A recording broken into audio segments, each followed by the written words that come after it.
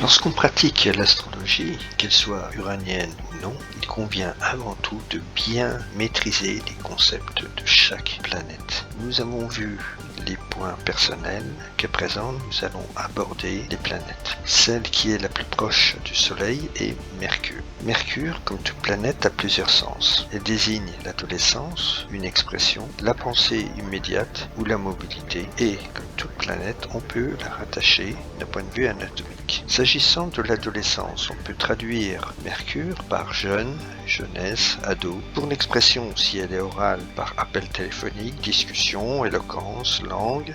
Si elle est écrite par courrier, mail, SMS. S'agissant de la pensée immédiate, on traduirait par idée ou compréhension. Pour la mobilité, bouger, promenade, balade, itinérance. S'agissant de l'anatomie, les nerfs, la fonction motrice, l'oreille interne, la langue, le système nerveux céphalorachidien. Je vous ai dit dans une de mes précédentes vidéos que toute planète désignait non seulement un nom, mais également un verbe ainsi qu'un adjectif qualificatif et parfois un pronom. Il en est de même donc pour Mercure. Mercure, si on le traduit par un verbe, en ce qui concerne l'expression orale, ce serait parler, discuter. S'agissant de l'expression écrite, ce serait correspondre. En ce qui concerne la pensée immédiate, on pourrait dire avoir une idée. S'agissant de la mobilité, ce serait se promener, bouger, transférer. En tant qu'adjectif qualificatif, si on se rapporte à l'adolescence, signifierait être jeune.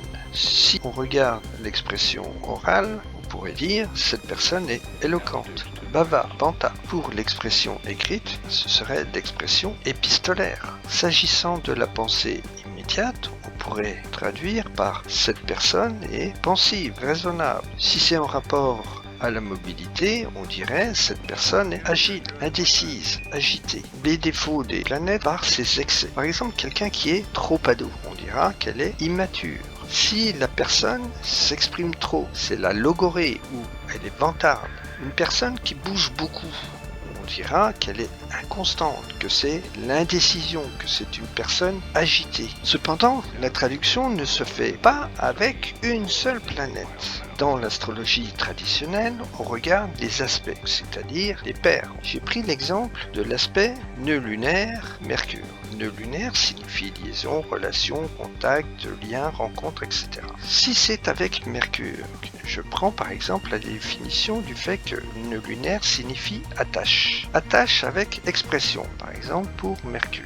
On pourrait dire que mon expression m'attache, ou je suis attaché à ce que je viens de dire. Si je suis attaché à ce que je viens de dire, cela signifie que j'ai donné ma parole, ce qui signifierait s'engager. Mais si elle est écrite, dans ces cas-là, ce serait contractualisé. Maintenant, si je prends la signification rencontre pour nœud lunaire, donc au regard de la signification expression de Mercure. Exprimer une rencontre, ça veut dire donner rendez-vous. Si je prends la signification lien de nœud lunaire et que je la prends au regard de la signification expression de Mercure, je lis par rapport à l'expression, ça veut dire que je communique. Si je prends une autre planète, par exemple Neptune, Mercure. Neptune, c'est l'évasion, la dissolution, le sommeil, le flou, tout ce qui est abscon, le mensonge, etc. Bon, je prends mensonge. Dans la définition de Neptune, je le rattache à adolescent dans la définition de Mercure. Mensonge et ado, c'est un jeune menteur. Je prends évasion dans la définition de Neptune et je rattache à ado, ça peut être une fugue, un adolescent qui s'évade, qui part. Si je regarde dissolution et que dans la définition Neptune et que je le rattache à mobilité dans la définition de Mercure, dissolution de mobilité, c'est être handicapé. Si je prends sommeil dans la définition de Neptune et que je le rattache à penser, c'est le rêve. Je pense en dormant, donc je rêve. Si je rattache le flou à l'expression, ça peut signifier quelqu'un de perfide. Si je rattache le flou à la pensée, ça peut être quelqu'un qui est fou. Si je rattache négligence à la pensée, dans ces cas-là, ce serait l'insouciance. Vous voyez qu'il y a différentes interprétations que l'on peut donner pour la relation Neptune-Mercure. Et pour trouver véritablement la bonne définition, il conviendra de voir les autres aspects, les autres images planétaires dans le thème du natif ou de la native. L'école de Hambourg travaille avec des images planétaires, mais pas uniquement avec des aspects entre planètes. Lorsqu'on dit l'école de Hambourg, c'est schématiquement l'astrologie uranienne. Une image planétaire, c'est un aspect avec une planète, c'est-à-dire que c'est une planète qui est au mi-point de l'aspect de deux autres planètes. Commençons par prendre l'aspect, comme j'ai pris précédemment, nœud lunaire Mercure. Si nous avons point vernal qui est au mi-point de nœud lunaire Mercure, cela s'écrit point vernal égale nœud lunaire / Mercure. Le mot-clé, c'est toujours celui à quoi il est égal. Donc le mot-clé ici, c'est point vernal. Point vernal, c'est le monde, donc c'est ce qui vient au monde. Et ce qui vient au monde, donc c'est nouveau. Le nœud, c'est échanger, comme nous l'avons vu précédemment. Et Mercure, c'est l'information. Dans ce cas-là, ça voudrait dire que de nouvelles informations sont échangées. Ensuite, supposons que c'est l'inverse, que nous ayons le nœud lunaire qui soit le mot-clé. C'est-à-dire que le nœud lunaire se trouve au mi-point de point vernal Mercure. Le lunaire, c'est le lien. Point vernal, c'est ce qui est nouveau. Et Mercure, c'est peut-être des engagements, comme nous avons vu précédemment. Donc, nœud lunaire au mi-point de point vernal Mercure signifierait lié par de nouveaux engagements. Ensuite, si nous avons comme mot-clé Mercure, qui est au mi-point de point vernal nœud lunaire. Mercure, c'est pensée. Point vernal, on l'a vu, c'est ce qui est nouveau. Et le nœud lunaire, c'est une liaison. Donc, dans ces cas-là, ce serait penser à de nouvelles alliances. Et si nous faisons ça avec toutes les planètes, je ne vais pas toutes les énoncer, à supposer donc que nous ayons point vernal égal à nœud lunaire Mercure. On a vu précédemment ce que cela signifiait, mais nous pouvons très bien dire que point vernal c'est le nouveau, donc nœud lunaire c'est le lien. On pourrait dire que Mercure c'est la mobilité, auquel cas ça signifierait nouveau moyen de locomotion et non plus, comme on a vu tout à l'heure, nouvelles informations échangées. Cette différenciation d'interprétation, on ne peut la faire qu'en regardant les autres images planétaires du thème de la native ou du natif. Si l'ascendant est au mi-point de nœud lunaire Mercure, l'ascendant c'est les autres, ça signifierait les autres échanger informations, donc les autres échangent des informations. Si nous avons le milieu du ciel au mi-point de l'aspect nœud lunaire Mercure, le milieu du ciel c'est moi. Donc dans ce cas-là, ce ne serait pas les autres qui échangent des informations, ce serait moi, j'échange des informations, donc j'échange des informations. Si nous avons le soleil qui est au mi-point de cet aspect-là, le soleil c'est tout ce qui est physique. On a vu que le nœud c'est ce qui est en lien et que Mercure signifiait les jeunes, donc ça pourrait dire au contact des jeunes. Si nous avons Apollon au mi-point de nœud lunaire Mercure, Apollon, c'est les sciences. Le lunaire, c'est échanger. Mercure, si on prend la définition de l'information, dans ce cas-là, ça signifierait communication scientifique. Si nous avons admettre au mi-point de nœud lunaire Mercure, admettre c'est la fin. Et on a vu précédemment que nœud lunaire Mercure peut signifier un contrat. Donc c'est la fin d'un contrat. Et si c'est la fin d'un contrat, ça signifie que les affaires sont réglées définitivement. Si nous avons Vulcain au mi-point de nœud lunaire Mercure, Vulcain c'est ce qui est puissant. Nœud lunaire c'est échanger et Mercure c'est tenir des propos, parler.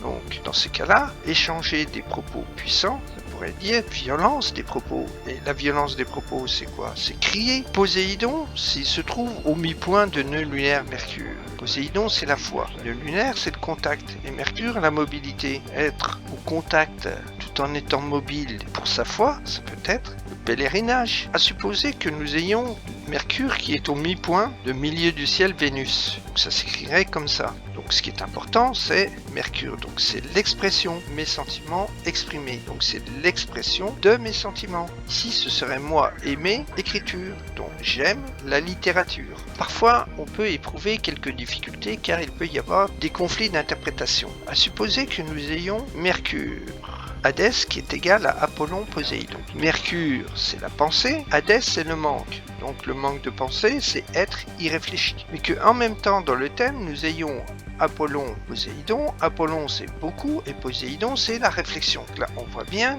que c'est vraiment opposé comme interprétation. Alors, plusieurs cas de figure. Soit, on pourrait dire que Apollon, Poséidon compense Mercure, Hadès, parce que Apollon, Poséidon, c'est beaucoup de réflexion, et Mercure, Hadès, c'est être irréfléchi. Donc on pourrait dire que cette personne est d'une intelligence moyenne, puisque ça compense. Moi, dans ce cas-là, je dirais que ça compense un peu plus, parce que Poséidon, c'est l'octave supérieure de Mercure.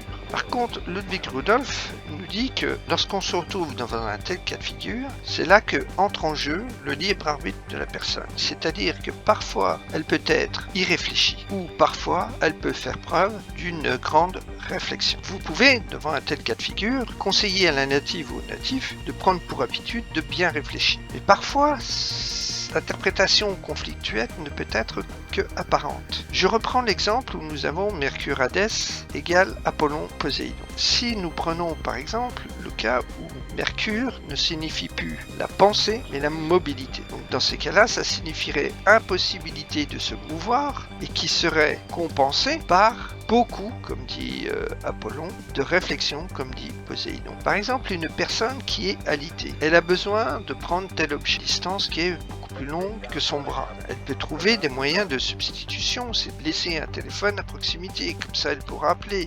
C'est prendre de toute disposition d'anticipation. Si nous prenons l'hypothèse que la personne alitée fait appel au service d'une auxiliaire de vie, cette dernière n'est pas présente en permanence. Donc la personne alitée aura besoin de penser avant que l'auxiliaire de vie ne parte à tout ce dont elle aura besoin pendant son absence. Et c'est en cela qu'il doit réfléchir beaucoup pour anticiper. Donc c'est-à-dire qu'il faut véritablement que la personne réfléchisse pour essayer de compenser un peu son impossibilité de se mouvoir. Nous avons vu que Mercure, c'était les idées, la pensée. Poséidon, c'est comme je l'ai dit précédemment, c'est l'octave supérieure de Mercure. Donc là, c'est pas uniquement penser, c'est réfléchir, cogiter. Donc, ça signifie que c'est véritablement l'intelligence, la sagesse. Et la Lune, c'est la mémoire. Il ne faut pas confondre ces trois-là. Lorsqu'on apprend une langue étrangère, on fait des thèmes et des versions. On traduit dans un sens, puis dans l'autre. On va faire de même en ce qui concerne le langage uranien. Quelle est la traduction en langage uranien de cette scène? Voici comment. Cupidon plus Mercure égale Vénus. Cupidon, c'est le mariage. Si on le traduit en verbe, c'est unir. Et Mercure, c'est bouger, comme nous l'avons vu. Vénus, c'est le plaisir. Donc, on pourrait dire unir en bougeant donne du plaisir. Donc, c'est la danse. Mais nous avons un autre moyen. C'est-à-dire on peut très bien dire Soleil plus Lune égale Mercure. Soleil c'est l'homme, Lune c'est la femme, donc l'homme plus la femme égale bouger. En langage uranien, Soleil plus Lune égale Mercure s'écrit aussi Soleil plus Lune moins Mercure. Et si Soleil plus Lune moins Mercure est égal à Vénus, ça signifierait l'homme et la femme qui bougent par plaisir. Donc c'est la danse. Et lorsqu'on écrit Soleil plus Lune moins Mercure égale Vénus, cela s'écrit aussi Soleil plus Lune est égal à Mercure plus Vénus. Vous avez appris en mathématiques que si le moins Mercure se trouvait de cette partie-là de l'égalité, vous pouvez le mettre de l'autre côté et il devenait positif. Donc on a bien cette équation-là. Ça veut dire que l'homme et la femme bougent par plaisir.